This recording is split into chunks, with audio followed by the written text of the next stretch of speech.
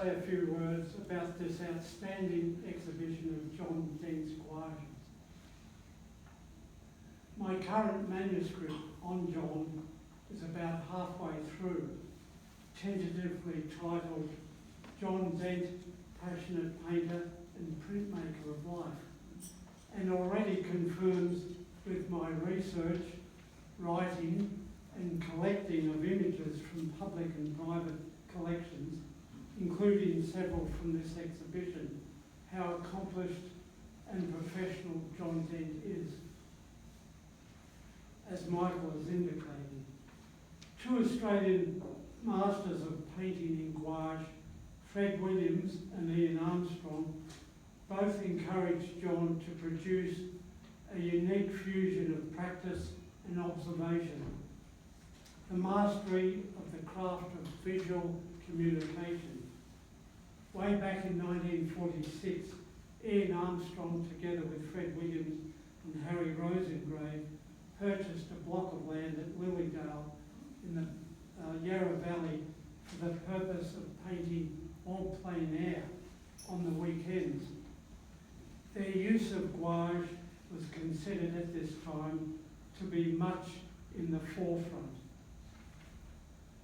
From those here today unfamiliar with this medium, I provide an AI overview of the definition.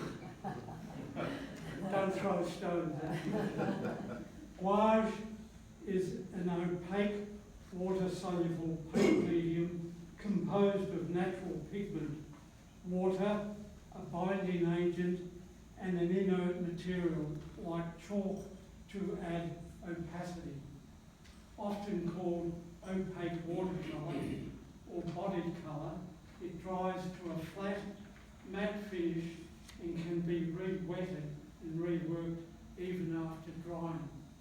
And I enjoyed what John has said about, and Michael, about not having glass on these works.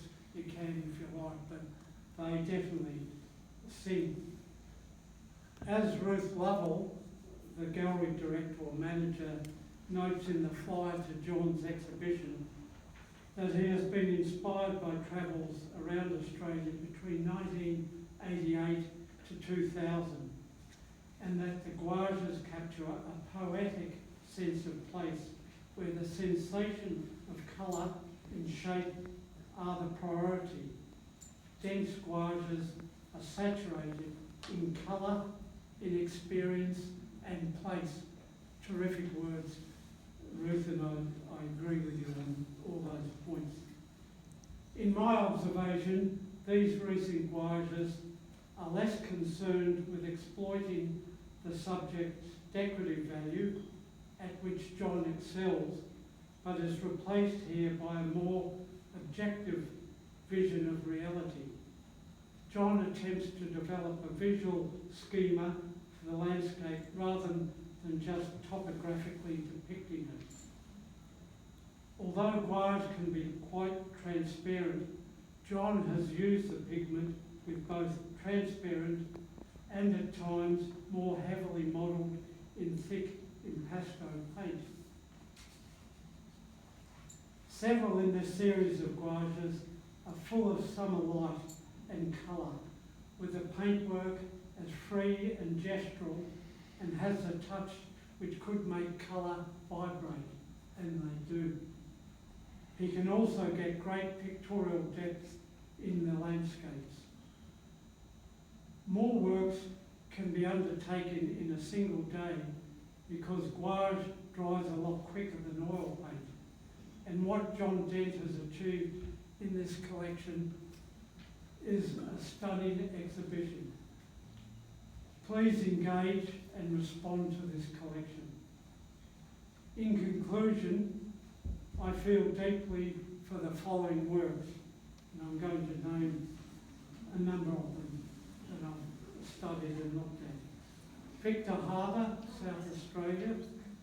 The Back Beach Sorrento, the one down near the entrance is fantastic. Cooper Pedy, South Australia. McLaren Vale, the Victorian landscape up here. Salix Beach, Pink River, Northern Territory, View into the Adelaide Hills, and Out of Wallace, Northern Territory.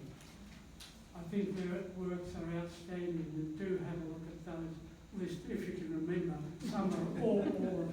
I heard some nodding, so that sounds good going on. But I officially declare these gouaches of John's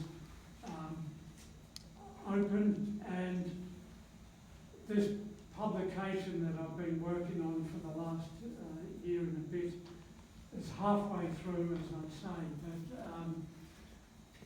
I believe it will show John, and particularly I've been in recent times borrowing works from public collections, including Parliament House, John, which are 3 works you haven't seen for many years. But they're stunning, and I wanted colour plates of those. You'll see a full range once we launch this book on John Dent's art.